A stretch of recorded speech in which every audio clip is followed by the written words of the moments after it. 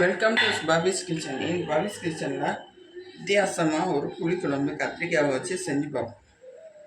அதுக்கு ஒரு 3 ஸ்பூன் நல்லெண்ணெய் ஊற்றிட்டு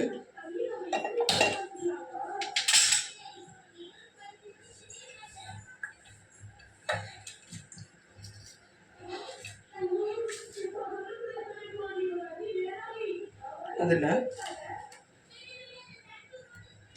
உரிச்சு வச்சிருக்கிறேன் ஒரு 10 சின்ன வெங்காயத்தை எண்ணெயில் போட்டு நல்லா வதக்கிடுவோம்.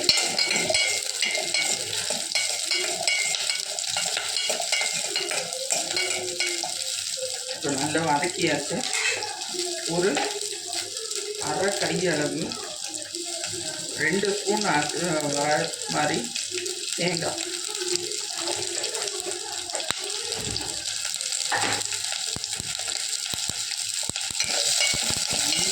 நேரமாக தேங்காய் நேரமாக வதக்கணும்.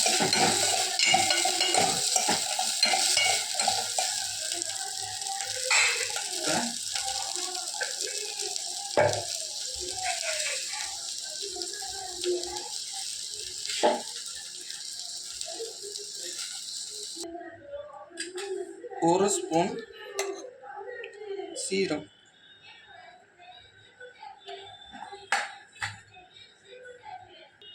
இந்த பேஸ்ட்டாக நல்லா அரைச்சி எடுத்துகிட்டு வந்துக்கலாம்.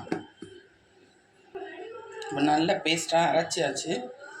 இதுக்கு அடுத்து குழம்புல எப்படி என்ன செய்யறதான்னு பார்த்தோம்.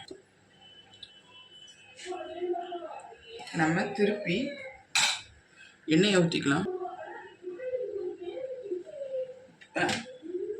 அடுப்பு ஆன் பண்ணிக்கலாம். நீங்கள் ஏற்கனவே ஒரு 4 ஸ்பூன் எண்ணெயை ஊற்றிருக்கேன். அதில்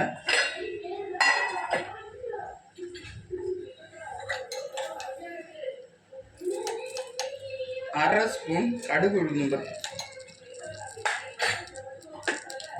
எப்பயுமே புளிக்குழம்பு செய்யும் போது கொஞ்சோண்டு ஒரு 4-5 வெந்தயம் போட்டால் நல்ல வாசனையாக வரும்.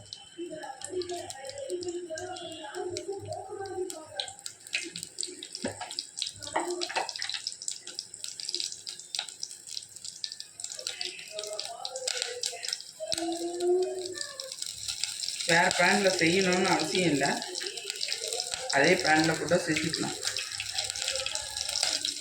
கொஞ்சோண்டு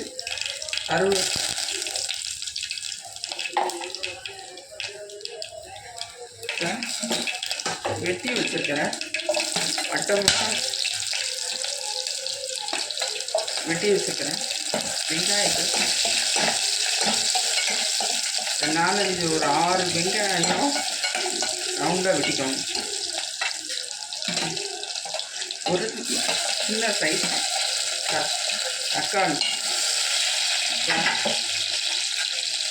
ஏற்கனவே சொன்ன மாதிரி உப்பு மசாலா பொடி தான். தக்காளி வதங்கும் போதே போட்டானா தக்காளி சீக்கிரம் வதங்கிடும். அரை ஸ்பூன் குழம்பு பொடி,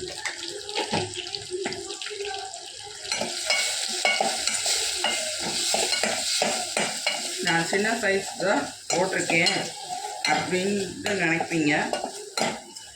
நீங்கள் வேணுங்கிற அளவுக்கு பெருசாக கூட தக்காளி போட்டுக்கலாம்.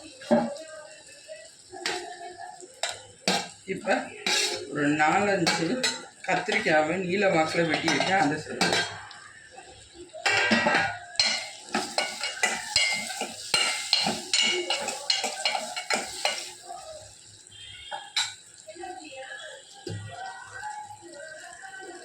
எண்ணெய் பிரிஞ்சு நல்ல கத்திரிக்காய் வதங்கி வருது. இந்த ஸ்டேஜில் கூட கொஞ்சம்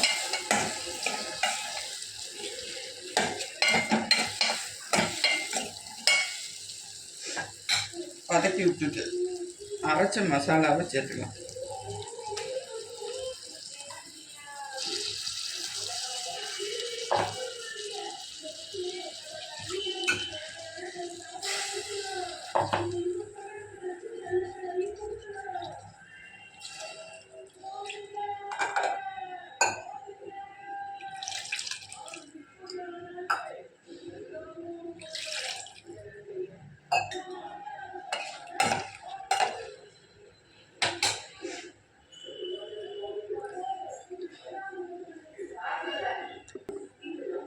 நல்லா கொதிக்க ஆரம்பிச்சிருச்சு.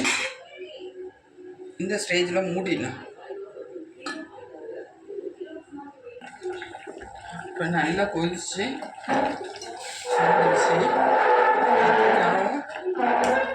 ஓரளவுக்கு வெந்துருச்சு.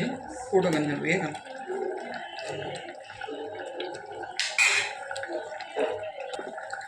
நல்லா குழம்பு நல்லா வற்றி கத்திரிக்காய் நல்லா வெந்து வந்துருச்சு. இந்த ஸ்டேஜில் அடுப்பு ஆஃப் பண்ணி பவுலுக்கு ட்ரான்ஸ்ஃபர் பண்ணிட்டு காட்டுறேன். வெங்காயம் வதக்கி விட்டேன். கத்திரிக்காய் புளிக்குழம்பு ரெடி. இன்னொரு வீடியோவில் சந்திப்போம். பாய்.